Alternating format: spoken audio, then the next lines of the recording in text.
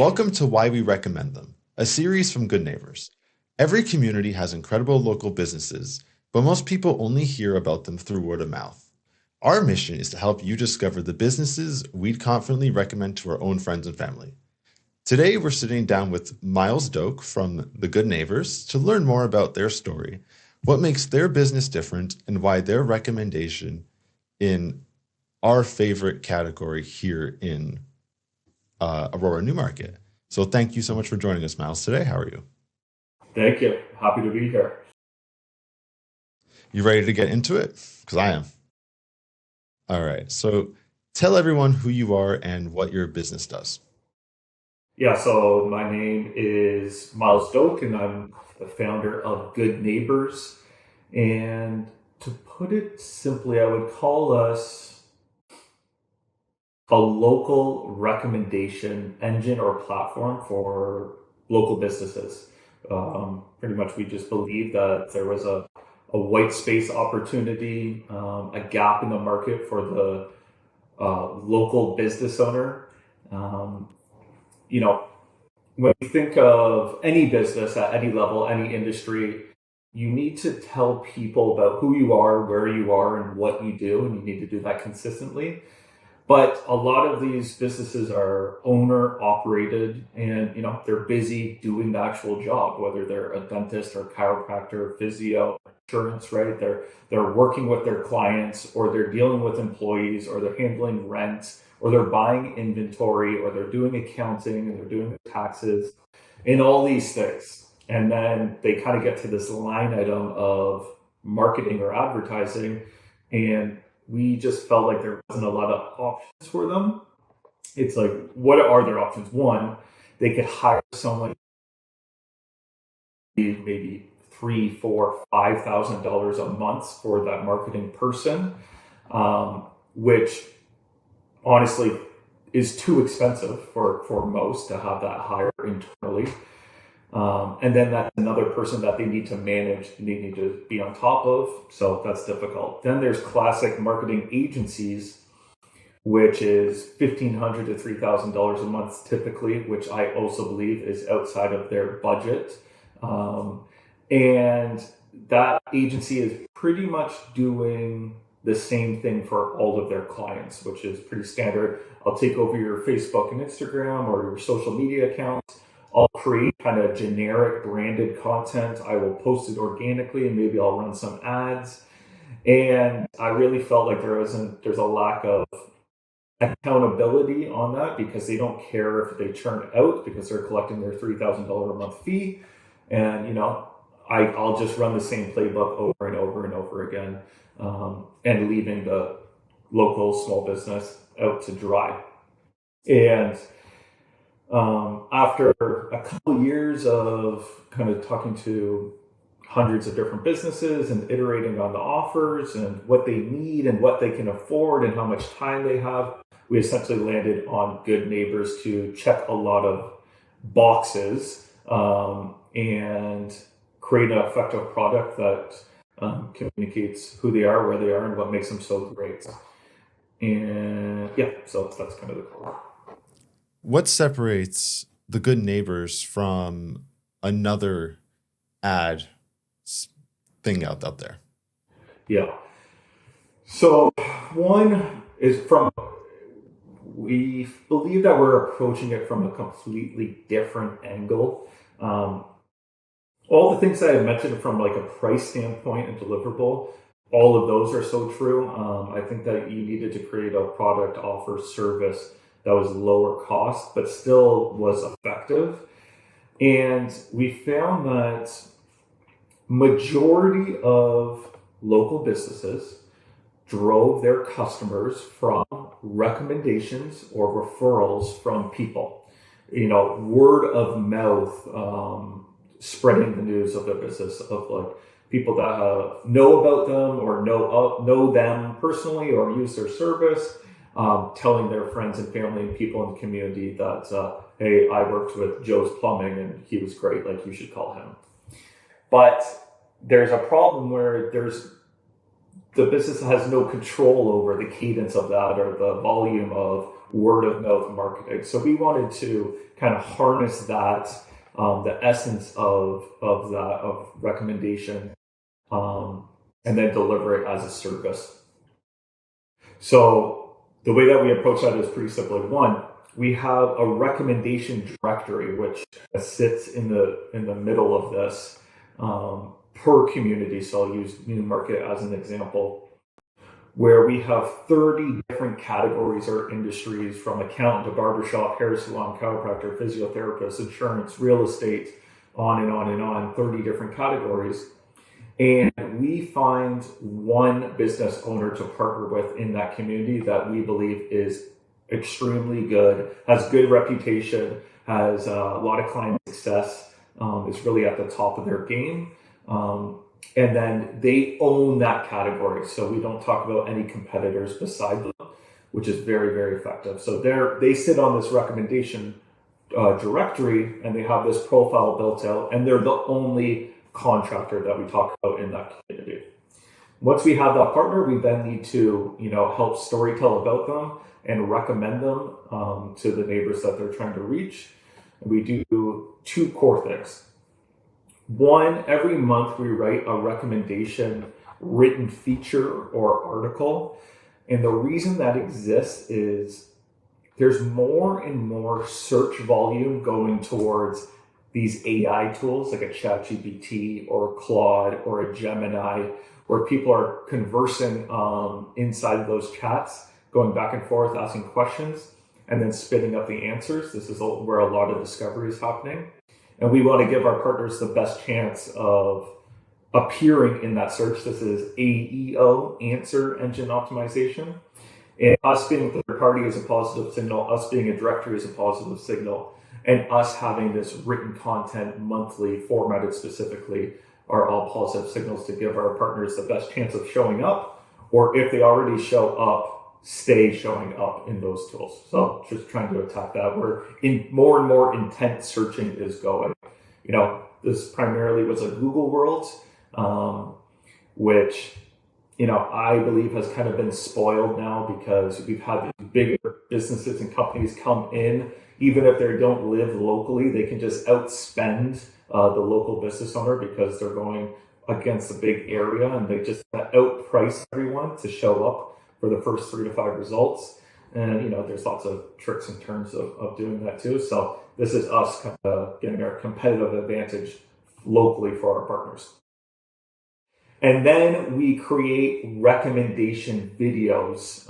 So this is us and a team of content creators making videos talking about the business, who they are, where they are, what they do, and how great they are. This is us kind of bundling recommendations or referrals or word of mouth marketing at scale. So we have a team of creators that can make these videos. We ideate what we want to talk about, write the scripts, record the videos, add captions, add post-production to it. And we have this great piece of content that we then post organically on Good Neighbours Newmarket, Facebook and Instagram, tag our partners, invite them to be collaborators, which then they can reshare on their pages. And then we use that content and we media buy on Facebook and Instagram to show up in story or in feed of the people that partner's trying to reach, which typically it's people that live within their community or live within 15 minutes of their location, depending on the business, leveraging the attention that's already on Facebook and Instagram. And these are all delivered through our Good Neighbours pages. So it's consumed as someone else talking about them, just like a recommendation would. And we provide all of that where you own your category. We're not going to talk about any competitors. You have the profile built out on the directory. You have monthly written features to show up on ChatGPT. You have monthly videos being created from a suite of different content creators that get posted organically, and distribution of 10,000 views locally, with monthly reporting as well for $600 a month, right? So to deliver all that value for $600 a month, just trying to approach it from a different level. Yeah, and you know what? You're absolutely right. Because when you go to Google and you Google best plumbers It only shows you the big names out there. A lot of the local communities kind of get overlooked, and Good Neighbors helps us and them create more of a sense of community and just recommending the local businesses, keeping that local town spirit alive. Yeah, exactly. Like, you want someone local that, people know to come and work with, do jobs for you, things of that nature. And one, uh, the plumber that should be recommended, he doesn't know how to do like Google Ads or SEO, and even if he does, he's outspent by these bigger companies that sit on top, and then they just go into all these communities. But really, we want to be more bottom up, and really highlight the people that actually live in the communities that the neighbors live. Yeah. What's the biggest mistake people make when choosing a company like yours? Yeah, I think the biggest mistake is, what I have found is people that are selling to businesses, they're over promising and under delivering, right? They will say anything to get the yes, right? And then they usually have like a contract or a lock in for 3, 6, 12 months, whatever that is. And they'll say, well, it takes like this much time to do that. And I found that they just don't really give a shit, about them. Like, it's not a partnership, it's so transactional because, you know, they're like, oh, I'll just do it for Joe's Plumbing, and then they'll do it for Bob's Plumbing, and then I'll do it for Eric's Plumbing. And, you know, I don't care if I'll churn them out, but they're going in being like, oh, yeah, we'll do this and we'll get you 15 leads a month. I mean, like, I can get you 15 leads. Who cares? If no one buys anything, those leads are absolutely worthless, right? So I have found that as we kind of grow Good Neighbors, of having conversations where they just want to go direct to be like, tell me my exact, kind of, give me the exact return on investment of this, immediately. Like, how many leads can you guarantee? Shit like that. It's just so in the ethos now of like what agencies have done, where it's such a more holistic approach, especially at the local level of like, consumer behavior and how, buying decisions happen and things of that nature. It's not so linear, right? But we know, because we're thoughtful of, what we're offering and what price we are doing, where, they can tell me any of their products and how much revenue they make or how much profit they make or what's the value of a lifetime customer or even over 12 months. Um, and I can reverse engineer it and know that you're going to get a positive return on investment because of our price point, where, $600 a month, 12 months is $7,200 a year for, 95% of our customers. That's like maybe what, 15 new customers to be making money. That is, I don't want to say easy, but it is easy at that level. But when you triple that price, so $600, and let's say now it's $1,800 a month or $3,000 a month, right? Okay, now it's not 15 customers that you need, it's 75 or it's 100 new ones, right? And, that's, and as well too, that playbook, I believe it doesn't work for a variety of reasons. So I would say the biggest mistake is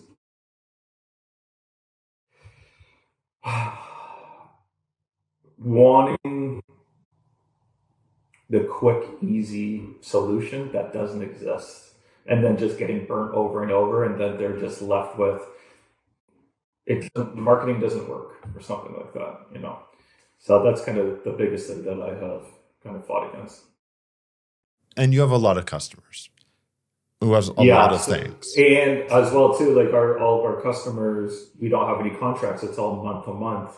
And since launching last September, we have like 97% retention rate, and the I don't know, two people that have left, one moves, and one had to stop using us for reasons that neither of us could control, right? So, And, in time, we're still fairly new. The track record will prove itself, the testimonials will continue to run in, and I think that the whole thesis will be known to be true. Yeah, yeah. What's something your customers always thank you for? Um, I would say over delivering and over communication, right? We try to be really intentional about that. We're doing a lot of things behind the scenes, and it's like a lot of volume that's happening. So always communicating what we are doing and keeping them in the loop, I think is a big thing. And then we try to surprise and delight and over deliver to make sure our partners are happy, right? So we will send a videographer on site to shoot a bunch of B-roll so we can make better videos, no extra charge, right? We will invite them to be a guest on the podcast, this one, right, for no extra charge so we can hear their story come on, right? We'll connect them with other people in the network because they're a bunch of non-competing partners. So I would say over-delivering and over-communicating are kind of the two core things that they thank us. Tell me about one customer you'll never forget. It could be your first, your last, your latest. It doesn't matter. What's one customer that you will never forget? Yeah, so one, I would say kind of like the first 10, where, the idea of this whole approach was kind of a couple of years in the making of iterations. And then you kind of bundle it together and put it all together and package it. And then you go out to kind of pitch it to your first, call it founding partners of this. And,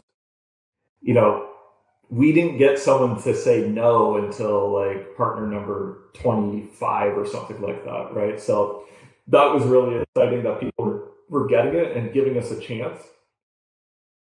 And then it's like you look at all those partners and all those partners are here, coming up 11 months, 10 months later, right? So I really love that. And then now that we've kind of gotten more in depth and it's been playing out, getting these testimonials like the hair salon and Aurora Stylist and Co.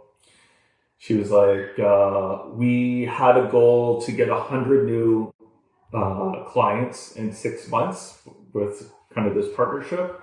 And I think it was 4.5 months, maybe 5 months, they got 162 new clients, right? So just seeing that like exceeding expectations and going from theory to in practice and watching it work, those kind of stand out. And I'm excited for more and more. Who was the very first partner of Good Neighbors? The very first partner, it was probably Mike Cartwright from Main Street Realty. He was probably the very first one that we ever pitched. I would say him. Nice.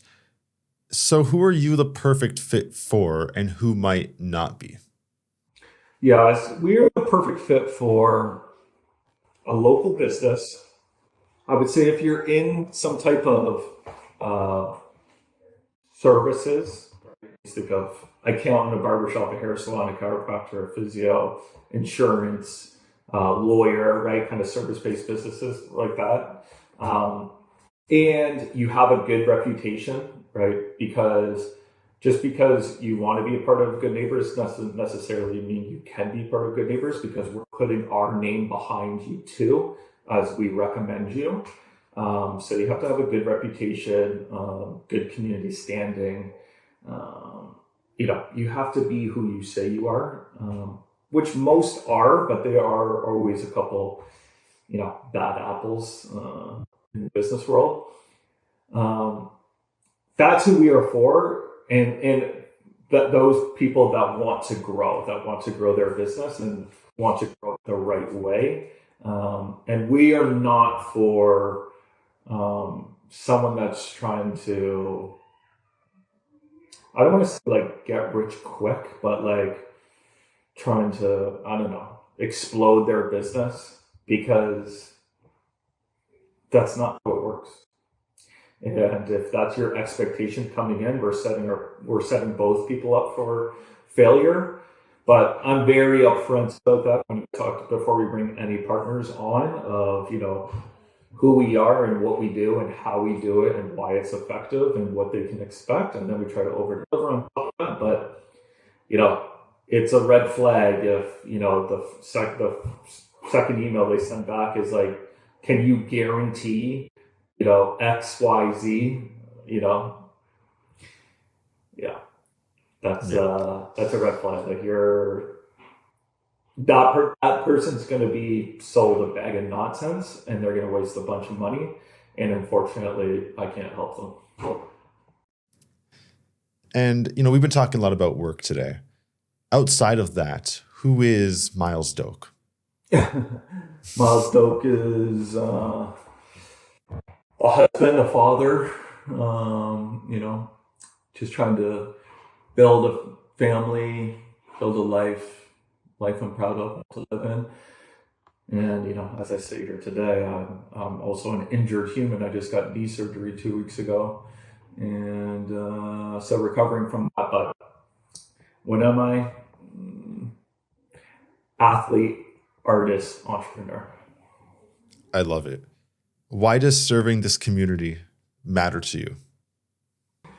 Yeah, being involved in the community has really opened up my eyes. My previous business before this was kind of across North America. And I wasn't really thinking about local economies, local businesses, but the last, 4 years or so, I've been really involved in it. And I've always loved business and like how businesses work and how to grow them.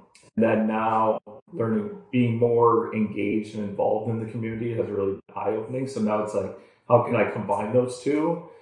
And I just think that there's a lot of great local businesses in many, many communities across Canada that deserve to be more recognized and recommended and should grow. And we want to create the products and services and tools to help them do that. Okay, last question. What's your favorite parts of the Good Neighbors? It could be any part of the process. It could be calling the clients, making the videos, editing, podcasts. Yeah, I would say that my favorite part is the deeper we get into it, the longer the partnership is, right? We are not in this to churn out partners. We want to go deep with partners per category, right? So I want to, I'm doing everything to keep the partner forever, right? So I'll be excited when we pass 1 year and we have our first 1 year anniversary with the core partners, right? And then hopefully in 2 years and 3 years and 4 years. So that's the part that excites me the most. And then as well, kind of spreading it. So we launched in Newmarket first, then we launched in Aurora, then we launched in Barrie, then we're going to launch in Whitby, and then Vaughan, and then Richmond Hill, and then Guelph, and then Kingston, and And hopefully, 5 years from now, we're in 40, 50 different communities across Canada. We have 1,000 partners in all these categories, and we're doing what we say we do. Awesome. Thanks so much for taking the time to share your story today. One of the reasons we created Good Neighbors is because we believe great local businesses, they deserve to be known, not because they have the biggest advertising budget, but because they've earned the trust of their community. So after hearing Myles Doak's story, it's easy to understand why so many people signed up for Good Neighbors. And if you're looking to sign up for Good Neighbors, we'd confidently recommend reaching out to them. Thanks for watching, and we'll see you all next time on Why We Recommend Them. Thank you.